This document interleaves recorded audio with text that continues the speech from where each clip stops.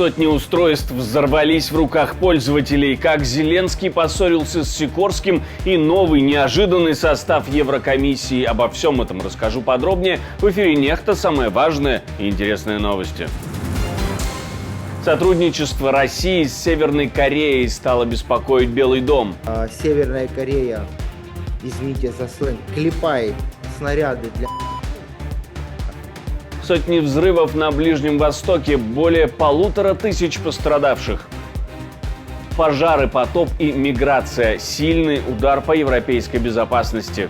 Правительство также решило призвать солдат чешской армии для ликвидации последствий катастрофы.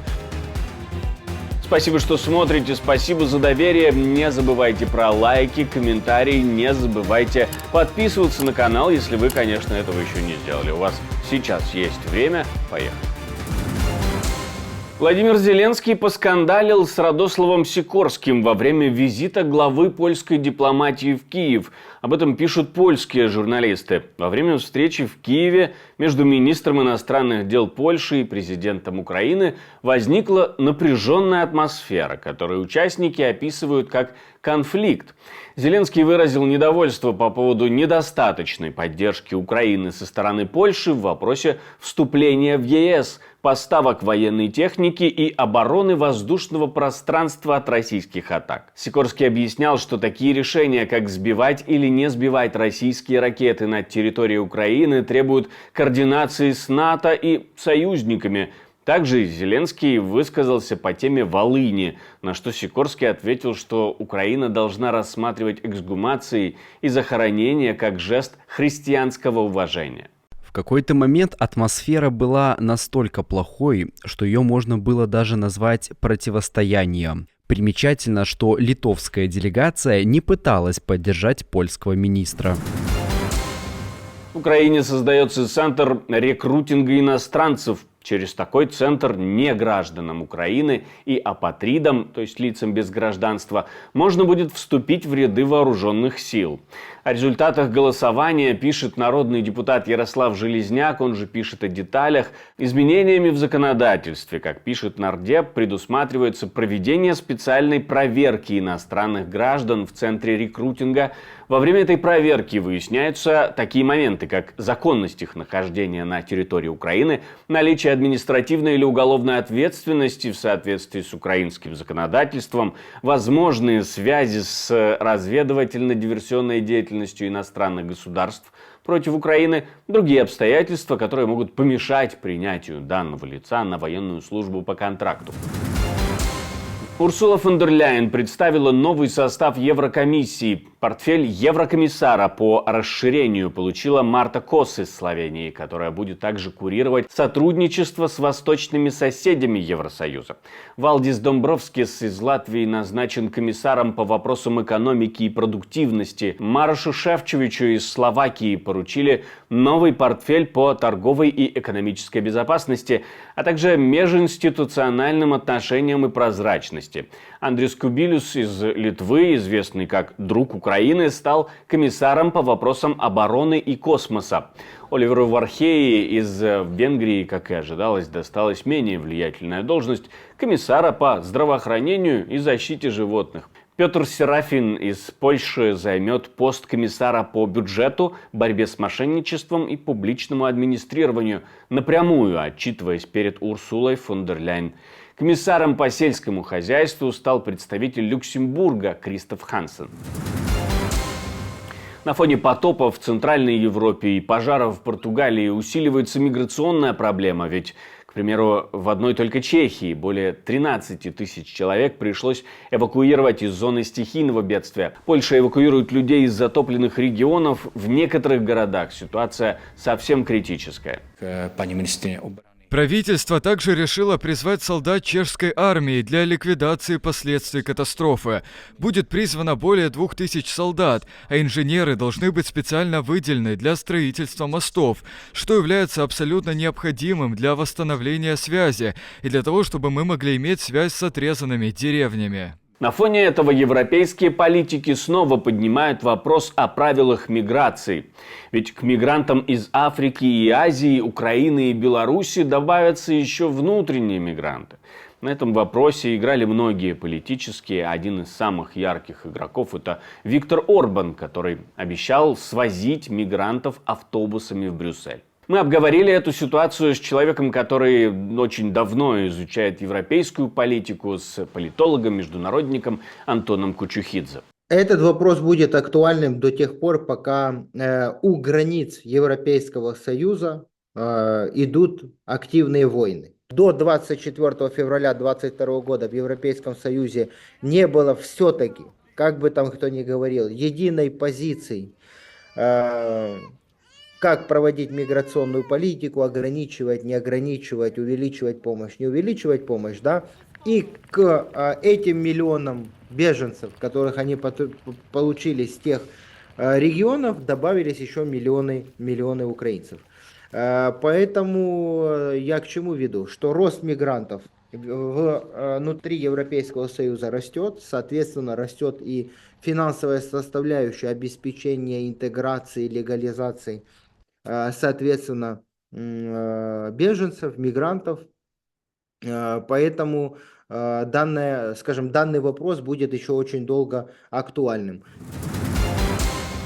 Норвегия зафиксировала повышение уровня радиации на границе с Россией, что вызвало опасения, что Путин может использовать ядерную угрозу в качестве инструмента шантажа. Обнаружены следы цезия-137, радиоактивного изотопа, образующегося при распаде урана-235, который используется в ядерных реакторах и в оружии. Несмотря на это, уровень радиации пока остается в пределах допустимого и не представляет угрозы для здоровья.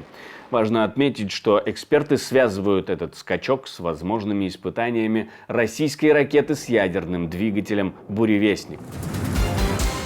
Европейский Союз планирует предоставить Украине кредиты на сумму до 40 миллиардов евро без участия США, пытаясь при этом обойти возможное вето Венгрии, сообщает Financial Times со ссылкой на свои источники. Эти кредиты планируют выделить до конца года. Первоначальный план предполагал участие США. Но Еврокомиссия рассматривает альтернативные варианты в случае, если Венгрия сохранит свое вето. Окончательная сумма кредита варьируется от 20 до 40 миллиардов евро и будет она определена после консультаций с членами Европейского Союза. В июне лидеры Большой Семерки договорились о предоставлении Украине кредита в размере 50 миллиардов долларов, который должен быть погашен за счет замороженных российских активов. Но Венгрия, уже блокировавшая выделение средств для Украины, продолжает препятствовать этой инициативе, и это вынуждает ЕС искать альтернативные решения в рамках текущего пакета финансовой помощи, срок которого истекает к концу года. Наша команда существует благодаря вам. Поддержите ее, чтобы мы могли продолжать нашу работу.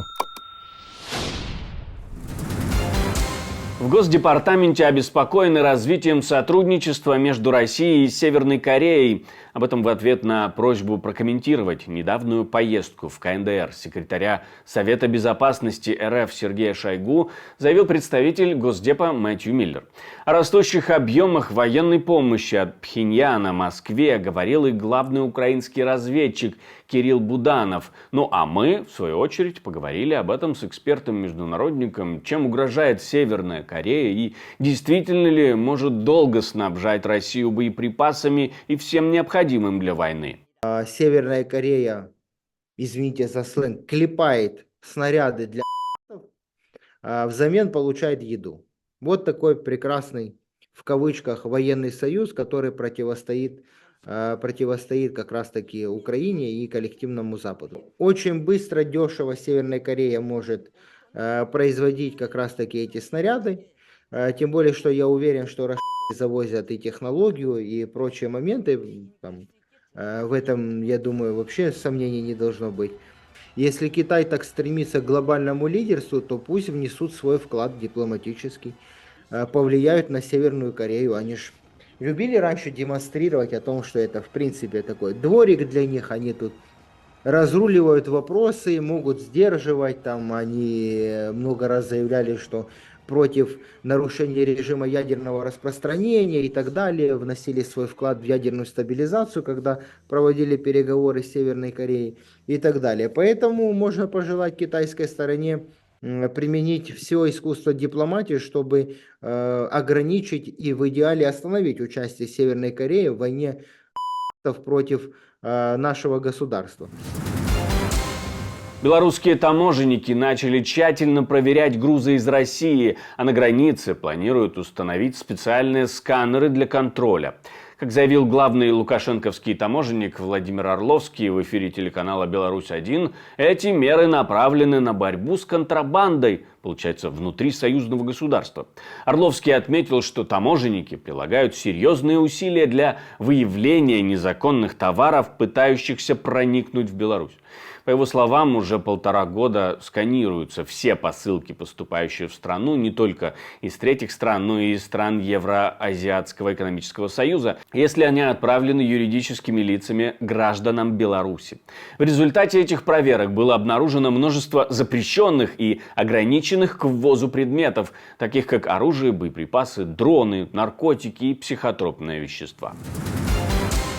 Сразу более 1000 пейджеров сдетонировали каким-то странным образом в Ливане и Сирии. Устройства принадлежали боевикам Хизбаллы в основном.